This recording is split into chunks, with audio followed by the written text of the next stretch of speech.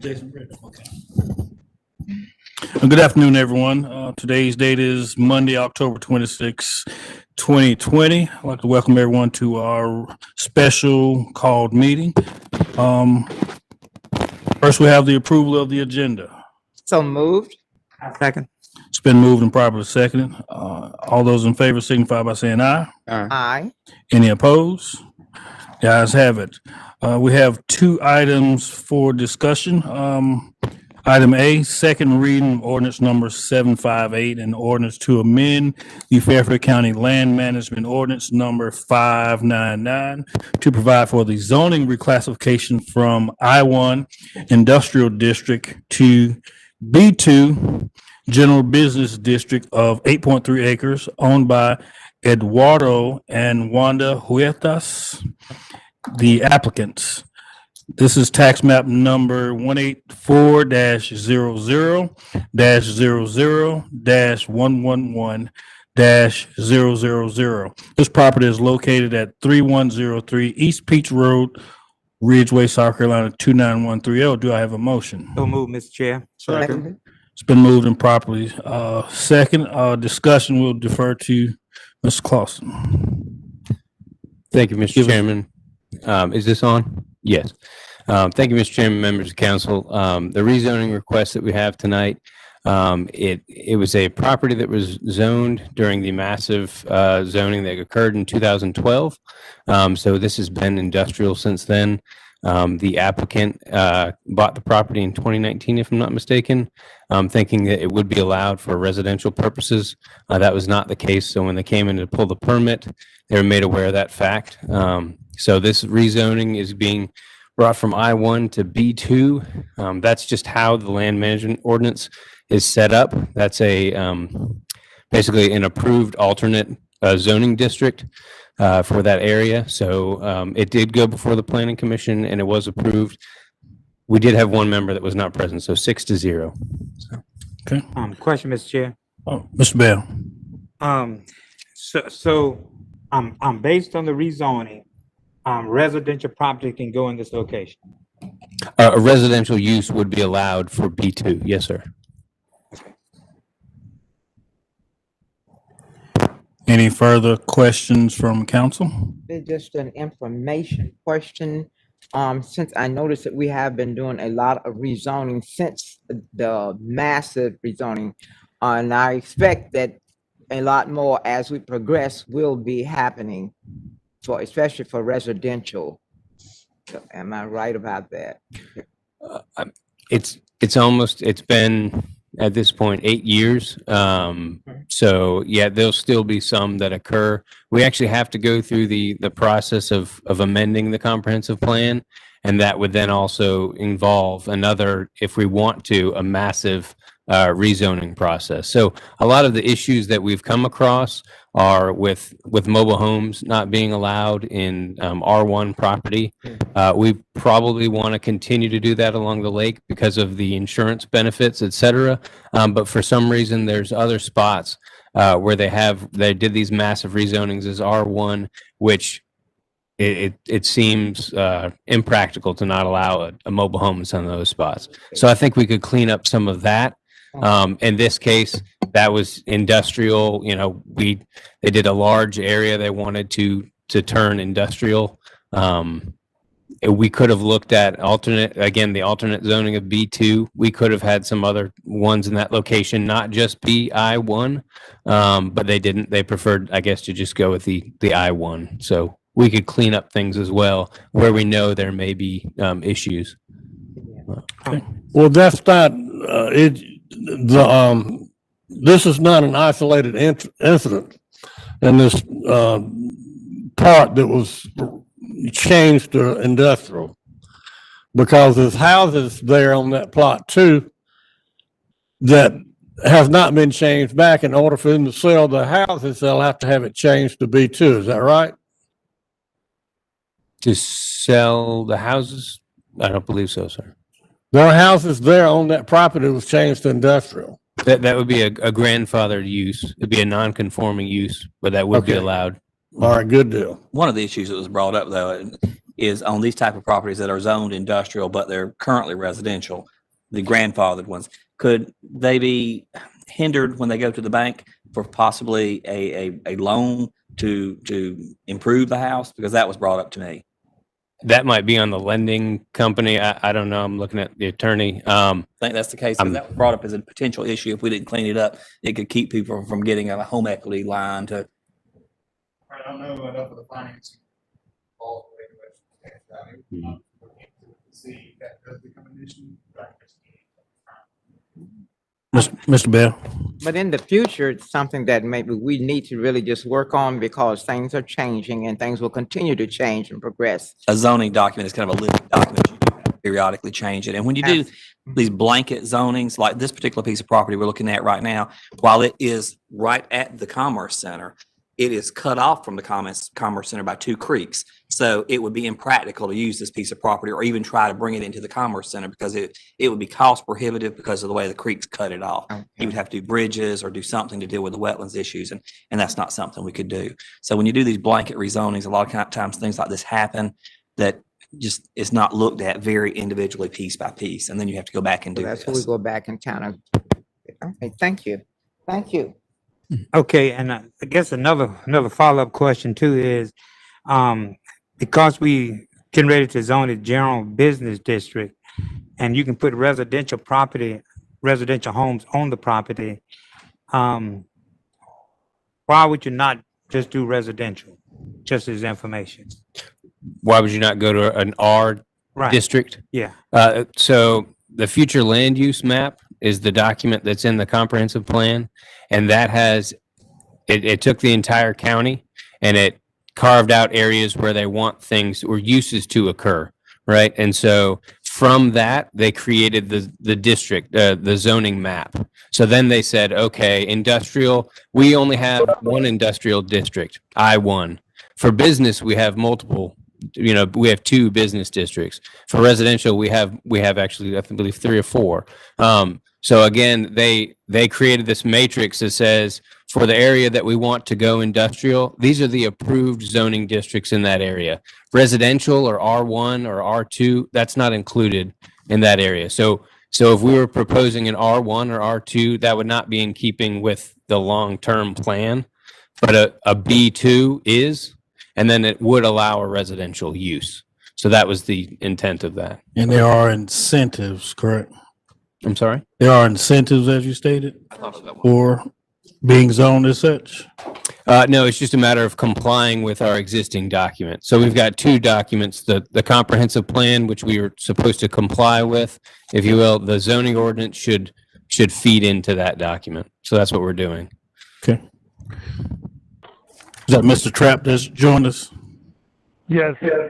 Okay. Any further questions from council? No further questions. All those in favor of second reading ordinance number 758 signify by saying aye. Aye. Any opposed? The ayes have it. Now down to second reading of ordinance number 759, an ordinance setting the millage rate for Fairfield County for fiscal year beginning July 1, 2020. Do I have a motion? So moved. Second. It's been moved and properly seconded. For discussion, I'll go ahead and turn that over, Mr. Taylor. And for future references, can we do this during the budget instead of waiting so late? Or is it possible? That would be my preference. We have had discussions with our attorney on how to do this. I was always accustomed in the past to you pass the millage along with your With the budget. budget, yeah. So you would know how much money you have coming in before you determine how much How you're much you going gonna to spend out, exactly. That to me seems rational. Yeah. But from my understanding, it's never been done that way here. Well, you can't actually figure it until after you do the budget, so you know where to put. And there are some questions in that respect too, but Mr. Chairman, I agree. I think it makes sense to know how much money you've got coming in before Where you can dish out. Yeah. before you start developing a budget. But Okay, and we will work to see if that's possible, but I don't know that we can. Okay. As Mr. Douglas said on timing. But what we find ourselves today here, working with our auditor, Ms. Peggy Hensley. She has come to us and in her calculations, she feels that $181.8 mills, which is what our current millage is. We're not going up, we're not going down, it is remaining the same, will generate the $26,239,922 needed to meet what the county council has budgeted with our last budget. So it will help, it will meet and generate a balanced budget. Okay. I think Mr. Bell had a question. Yes, could we assume then that the value of the mill would be the same as it was last year? No. You cannot. Can't assume. I mean, the value of a mill is roughly $144,000, but it is a snapshot and can fluctuate. It is. Every time there's something that's assessed differently, assessment changes, that value is going to change.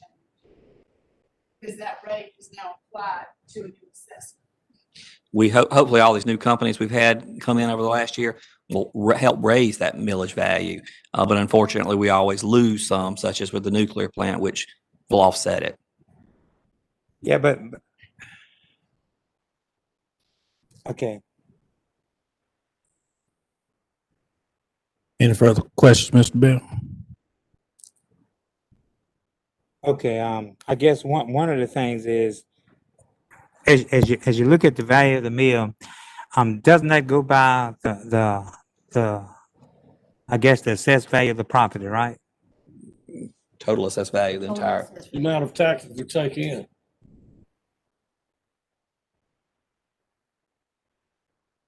And other monies. But could you repeat the question?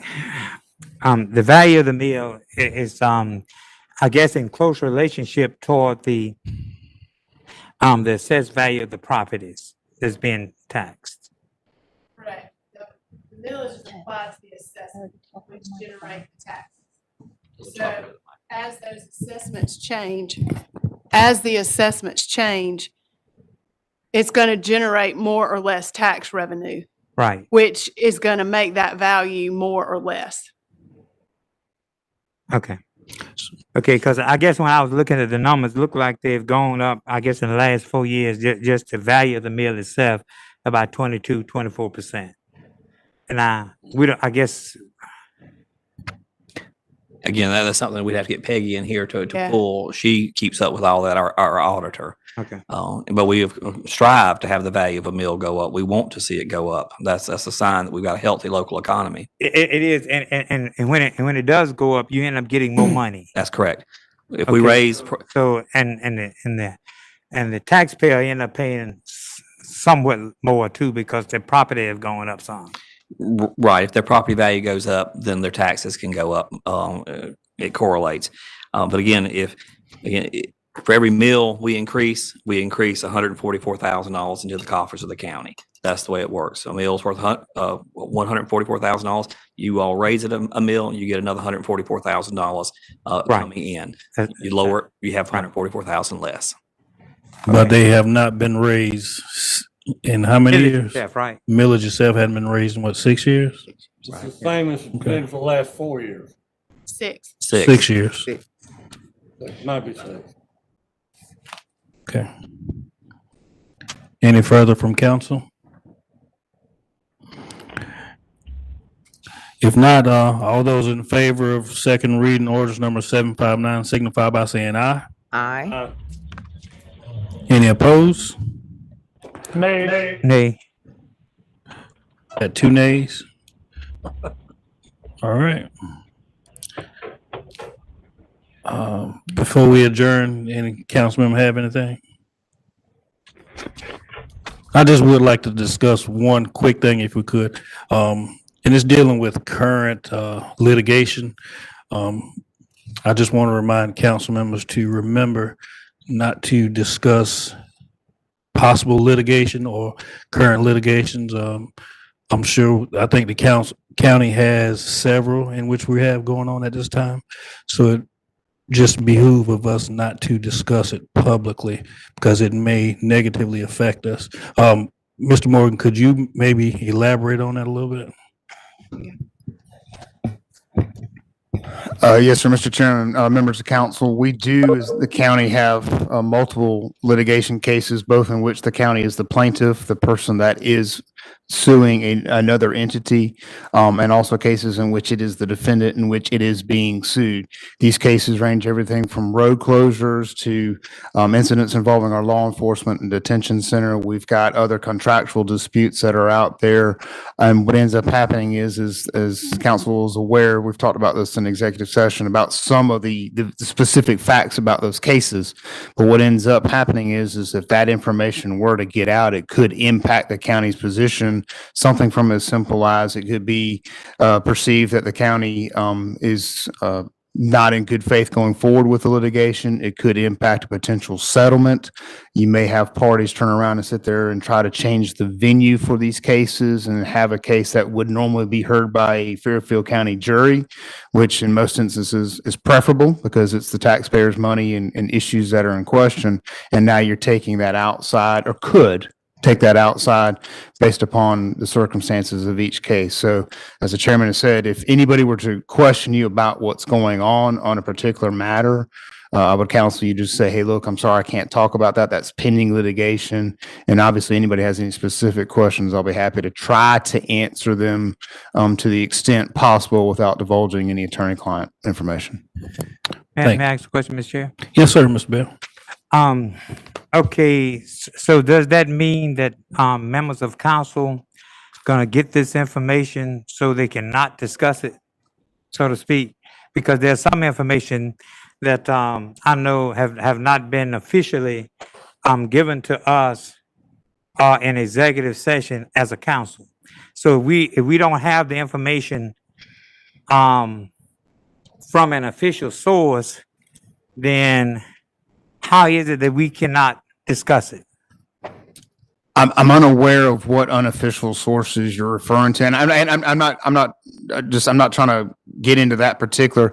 What I'm saying is, regardless of the source, whether it's official or unofficial, if there's any information that comes to council that could potentially, if it were divulged or disclosed, could have an impact on that case, then it would be my opinion that it would be council and individual council members. It's in their duty to their taxpayers and the citizens to keep that information and withhold that from spreading that out because of the impacts. If you do divulge that information does get out, then what it may have, and it may not have that effect, but that's the whole reason why we try to have that confidentiality, because of the process that's involved in the litigation.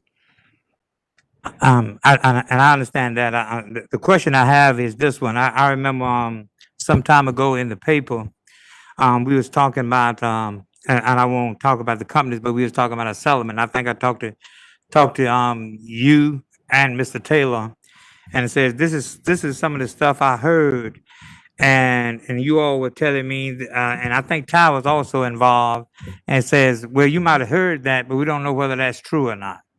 Okay, and you remember what I'm talking about? Certainly.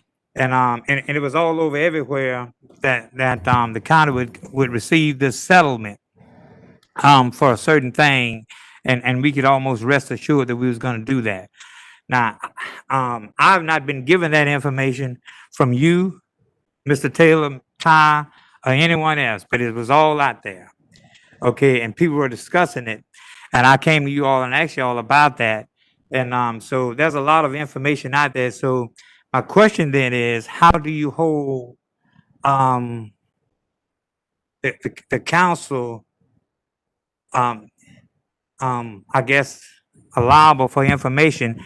But I got a suggestion for that, and that is, as litigation come forward, all members of council should be told so that we all have the same information, and then we can always practice the same thing. Because in the past, I've asked questions, he says, I've been told, says, well, you don't want to know that. Because if you know that, it makes you liable for knowing it. Okay? So I just want to make sure, I think it'll be a good thing for all council members to get all the information concerning all litigation. If I may interject on that, giving everybody information, it only puts it more at risk. When we're in executive session, we are under confidentiality.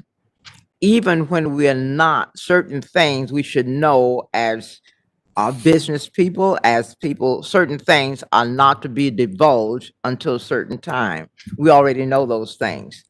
So it is not necessary for us to be getting all the information. Sometimes it's best if we don't have it, so we're not caught in a jam and think, well, while back is up against the wall, I had to tell them because they're my constituents or whatever. We already know certain things we are not to divulge to the public until it's time. And we've been told that over and over and over again for the past 4 years and even before then. We know in business, that's how it works. And that just only puts things more at risk. The more information that's given out, the higher the risk for it to get out. So we've discussed both of these incidences and cases in executive session every time we've had an executive session, just about. And when it was important and something had a change in something, we always heard about it in executive session. So it's nothing been held back from us. It's just the fact that you need to listen in executive session so you'll know that you've been told. All right. Well, Thank y'all. If nothing further, we'll entertain a motion to adjourn. So moved? It's been moved and seconded. All those in favor signify by saying aye. Aye. All right. If any opposed, we are now adjourned. Thank y'all.